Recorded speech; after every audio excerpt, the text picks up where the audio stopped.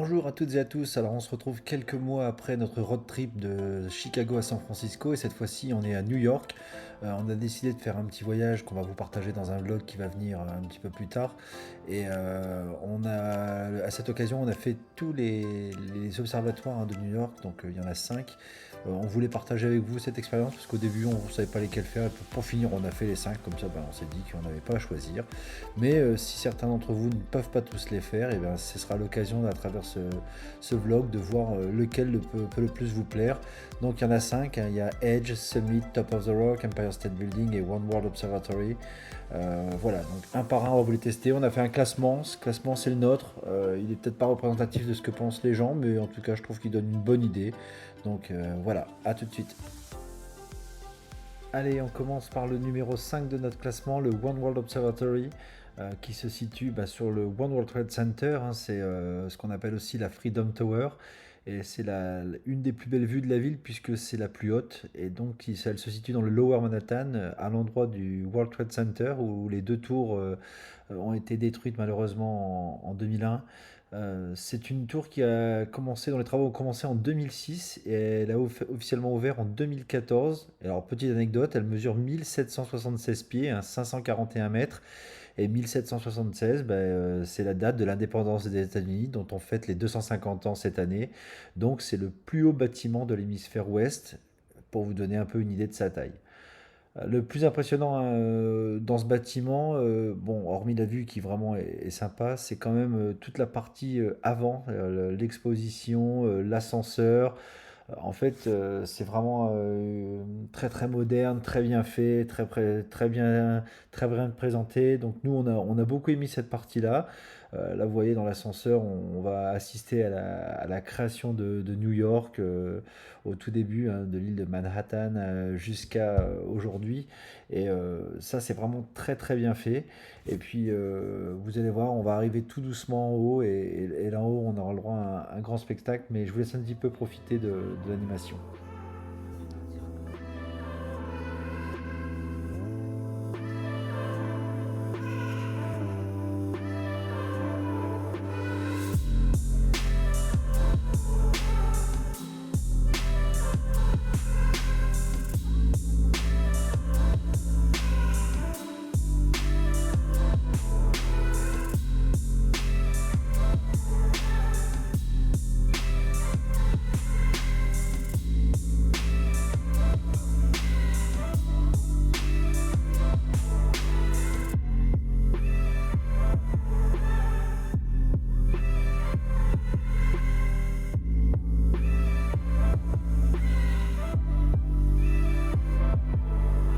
Alors voilà, une fois arrivé en haut, vous avez le droit à un paysage à 360 degrés, avec une hauteur vertigineuse évidemment. Donc vous avez la vue sur toute la skyline de Manhattan.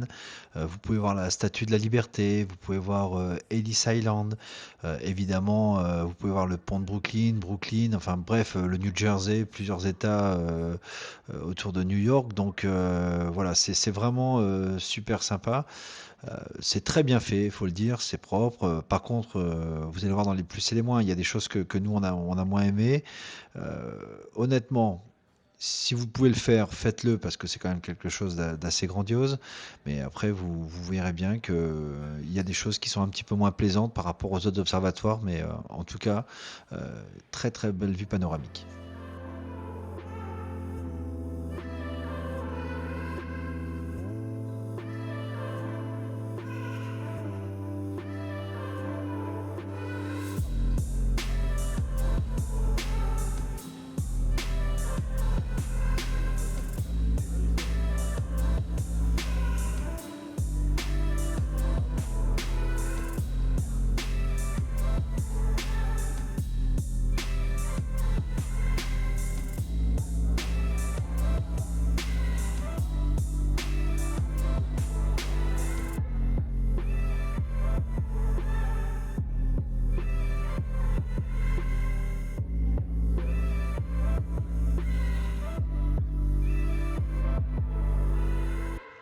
Alors voilà, pour conclure le One World Observatory, On va dire que les moins, c'est que c'est un espace complètement fermé, donc on a moins ce sentiment de vivre avec la ville comme on peut l'avoir dans des observatoires ouverts. Donc voilà, c'est enfermé, ça fait presque artificiel. Un petit peu bruyant quand il y a un peu de monde. Bon, vous l'entendrez peut-être sur le bruit de fond, mais voilà. Par contre, les plus, bah, c'est que évidemment toute la partie observatoire est très bien faite. L'exposition avant, l'ascenseur, tout ça, c'est vraiment au top. C'est l'observatoire le plus haut, donc on a vraiment un spectacle magnifique et une vue à 360 degrés, donc c'est quand même pas négligeable. Et puis voilà, on voit très très loin, on comprend un peu l'architecture et comment est décomposé New York avec ses 5 boroughs. Donc ça a un côté vraiment intéressant parce que ça nous permet de bien nous projeter dans ce qu'est la ville de New York. Allez, on poursuit notre classement par le numéro 4. Celui qu'on a choisi, c'est Age. Alors, Age, c'est un bâtiment qui est très très récent, hein, puisque il a été terminé et officiellement ouvert au public en mars 2020. Donc, il se situe dans le quartier de Hudson Yards, qui est à l'ouest de Manhattan, hein, qui donne une vue sur l'Hudson. Et donc, en fait, sa spécificité, comme vous pouvez le voir sur les différentes photos, c'est qu'il a une Je ne sais terrasse pas, moi, qui est chérie. à 340 mètres de hauteur. Donc c'est en fait c'est l'observatoire le plus haut à ciel ouvert de Manhattan. Et donc cette plateforme elle est complètement suspendue dans le vide, hein, forcément. Donc voilà, déjà ça fait une sensation assez bizarre de savoir qu'on est au-dessus du vide. Et il y a d'énormes vitres tout le long, mais les vitres sont aussi un petit peu inclinées vers l'avant, ce qui fait que en fait vous pouvez vous pencher et voir vraiment ce qui se passe en dessous. Vous avez une très très belle vue, hein, sur Manhattan. Il y a quand même pas mal de monde, il y a beaucoup de gens qui prennent des photos, donc c'est pas évident toujours de se faire une place. Mais sinon, c'est vraiment un endroit sympa. Il y a de la musique, voilà, il y a des choses vraiment sympas. Et donc, vous avez aussi une activité où vous pouvez aller avec des harnais, vous pencher dans le vide. Alors, nous, on l'a pas fait, hein, mais bon, c'est un truc que vous avez la possibilité de faire si vraiment vous êtes amateur de sensations fortes. Et donc, voilà, ce bâtiment-là, il donne une vue très très impressionnante sur la ville. En tout cas, ce qui est sûr, c'est qu'il va donner pas mal de frissons à ceux qui ont des problèmes de vertige, parce que honnêtement, se pencher vers l'avant ou voir en dessous de soi, plus de 300 mètres plus bas, la vie de New York, c'est quand même une sensation assez impressionnante.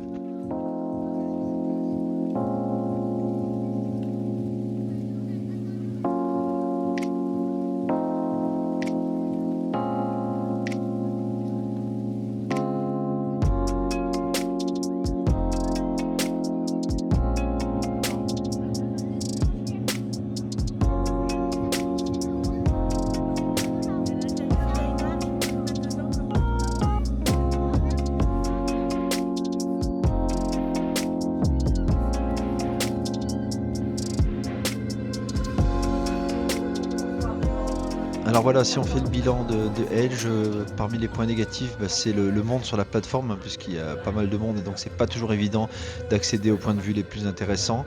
Et c'est aussi dépendant de la météo, puisque quand on avait réservé à 17h, il y avait eu des pluies et des menaces d'orage, et donc on n'a pas pu accéder, on ne pouvait pas accéder à la plateforme, donc on a préféré décaler notre venue au lendemain. On a eu la chance de pouvoir le faire parce qu'avec le City Pass c'est pas toujours une évidence, mais là ils ont accepté, donc ça c'est plutôt cool. Et par contre sur les points positifs, ben, encore une fois, hein, c'est tout ce qui est ascenseur, tout ça, c'est très bien fait, c'est vachement cinématique et tout. C'est l'observatoire en plein air le plus haut de New York, donc on a des très beaux points de vue et c'est super agréable avec les vitres qui sont inclinées. Et pas mal de sensations aussi quand on est sur la plateforme, donc franchement c'est à faire. Après, voilà, on le classe quatrième, mais on le recommande quand même. Allez, on enchaîne sur celui qu'on a classé numéro 3 et là beaucoup de monde ne sera peut-être pas d'accord puisqu'il est assez clivant comme bâtiment. C'est le Summit One Vanderbilt. Le Summit, il a été ouvert en 2021, un peu après la pandémie. Et donc c'est un bâtiment qui fait 427 mètres de haut. C'est un des plus hauts gratte-ciel de New York. Et lui, il est vraiment extrêmement particulier parce que vous allez voir, il est super moderne et tout. Mais déjà, la première chose quand on arrive sur place, c'est le monde. Alors ça, pour vous dire, il fait pas partie d'un pass, hein, celui-là, il faut le prendre à part. mais il est extrêmement coté, très très photogénique, donc forcément il y a beaucoup de monde qui souhaite le voir, et donc vous voyez il y a beaucoup d'attentes, mais pour autant ça passe assez vite, et c'est un bâtiment qui se fait à la suite les pièces à la suite les unes des autres. Donc c'est à dire qu'une fois qu'on est sorti de la pièce et qu'on passe à une autre, on passe à un étage, et ensuite on peut pas revenir en arrière, donc c'est un peu sa particularité. Et donc on prend un ascenseur qui est extrêmement moderne, qui nous met tout de suite dans l'ambiance pour arriver ensuite sur une première salle qu'on appelle R, et qui a été créée par un artiste appelé Kenzo Digital.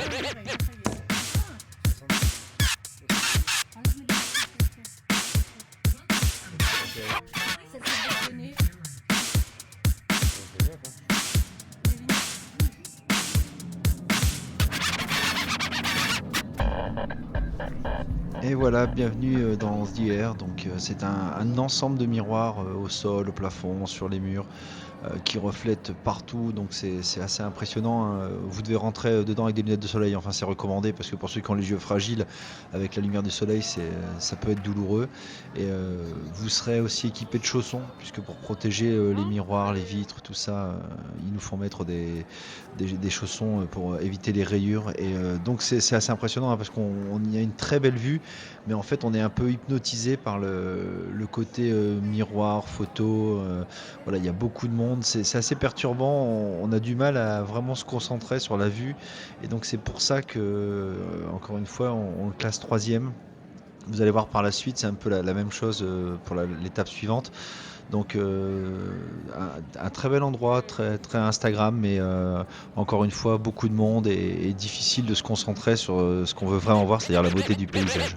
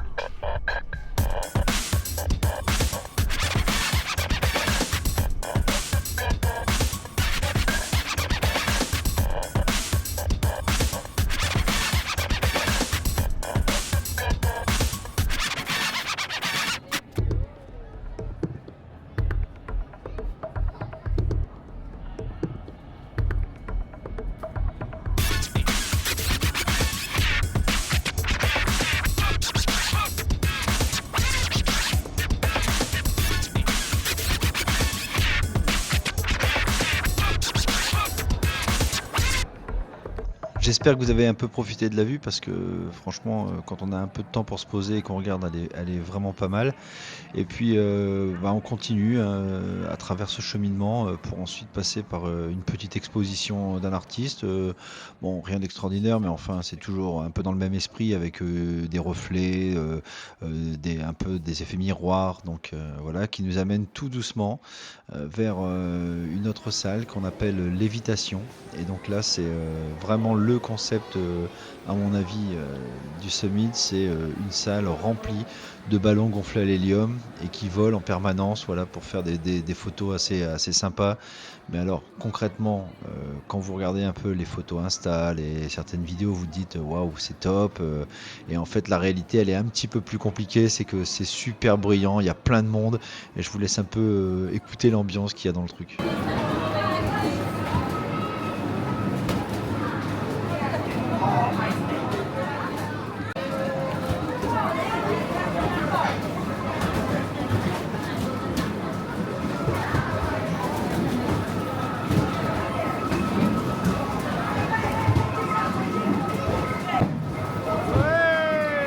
Alors, je vous laisse me dire en commentaire un peu vos avis sur le sujet, mais finalement, j'ai trouvé un endroit hyper calme, avec une vue magnifique, un petit peu à l'abri de tout, et je vous laisse deviner d'où on peut avoir une vue comme ça dans le Summit.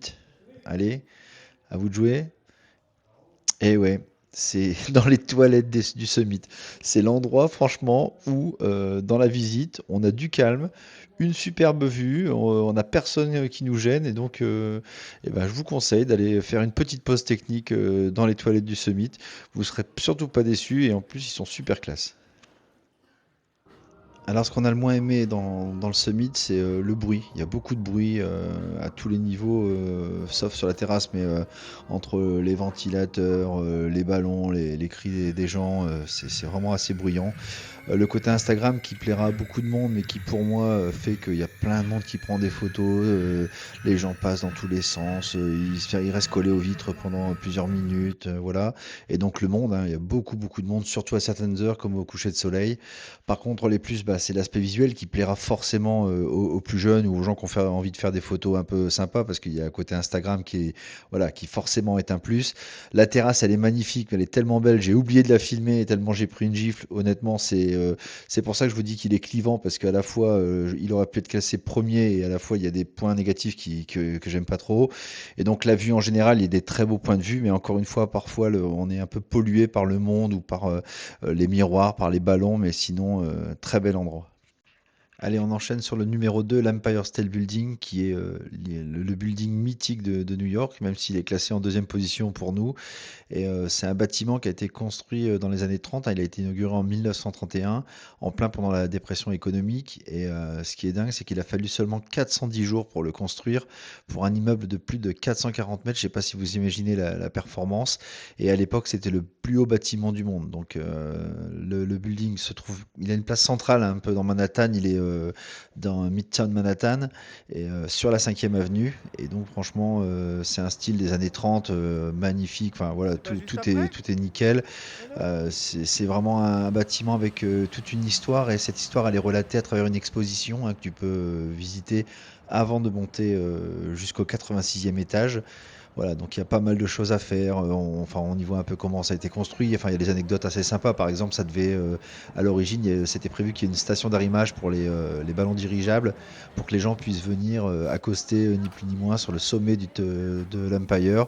Bon, ça n'a pas pu se faire pour des conditions techniques à cause du vent, parce que vous verrez si vous y allez que ça souffle pas mal là-haut. Thanks. Mais voilà, il y a plein de petites anecdotes comme ça. On passe aussi par une étape cinématographique avec la scène d'anthologie de King Kong, hein, le vieux King Kong, où on voit King Kong qui grimpe l'Empire State Building avant d'être tué à son sommet. Voilà, il y a plein de choses comme ça qui sont vraiment intéressantes. Et après, voilà, une fois que vous arrivez là-haut, enfin, c'est vraiment fabuleux. Je vous laisse un petit peu découvrir l'exposition, la montée d'ascenseur et puis la vue quand vous arrivez au sommet. Nous, on avait choisi de le faire de nuit. On ne regrette pas parce que franchement, New York de nuit, quand t'as le bruit, tout ça, ça vaut vraiment le détour.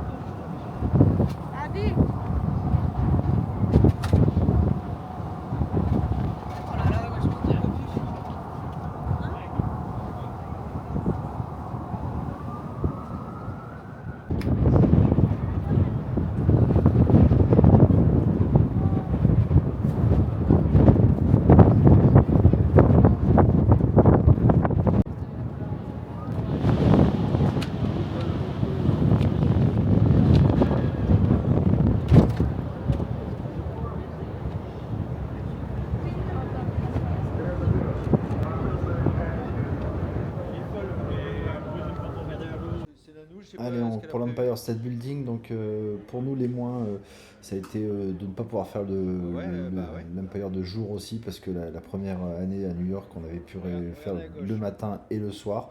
Donc les deux vues, elles sont sympas, et donc là, on a pu que le faire que le soir. Les grillages qui sont un petit peu chiants parfois, qui gênent un petit peu la vue, mais bon, encore une fois, on s'adapte. Par contre, le plus, c'est la vue sur New York de nuit, elle est splendide. En plus, comme tu as l'air, tu sens l'ambiance new-yorkaise, tout ça, moi j'adore. L'exposition qui est top, hein, sur l'histoire de l'Empire State Building. Et puis c'est un bâtiment tellement classe que franchement tu peux le faire à chaque fois, tu es toujours émerveillé. Donc voilà, gros plus pour ce bâtiment qui est historique et iconique pour New York. Allez, on termine par notre numéro un, Top of the Rock, hein, qui est pour nous franchement indétrônable. Top of the Rock, c'est un immeuble, enfin l'observatoire du Rockefeller Center, hein, qui a été construit dans les années 30 par la famille Rockefeller. Et toujours pendant la Grande Dépression, il est à peu près de la même époque que l'Empire. Et donc c'est un complexe commercial, bureaux et autres qui sont sur place. Alors c'est tout un centre commercial, hein, ni plus ni moins. Et franchement, c'est un endroit mythique. Vraiment, le bâtiment art déco, magnifique. Il a grande classe, franchement. Enfin, nous, on a été conquis dès la première visite sur New York par ce bâtiment. Et ce qui le rend un peu spécial aussi, c'est que il y a plusieurs niveaux de visite. Donc tu montes progressivement et tu as une vue de plus en plus dégagée sur Central Park, sur l'Empire State. Évidemment, c'est de là que tu le vois quasiment le mieux. Peut-être avec le Summit, qui a une très très belle vue aussi sur la terrasse du Summit, tu as une très belle vue. Mais lui, il est quand même exceptionnel. Et puis il a toute une histoire autour de la radio, de la télé, puisque tu as les studios de NBC qui sont juste à côté. Voilà, c'est un endroit où tout le monde connaît la patinoire. On vous laisse découvrir un petit peu l'exposition et puis la montée de l'ascenseur, hein, avec le plafond transparent. C'est franchement génial.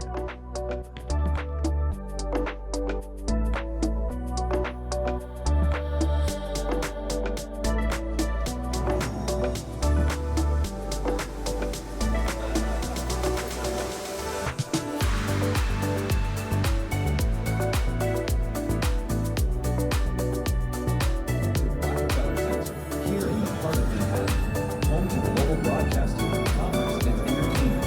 It all began right here almost 100 years ago. New York, dateline 1928. Newsflash. The Metropolitan Opera and Mrs. Van John D. Rockefeller Jr. have announced plans to build a magnificent.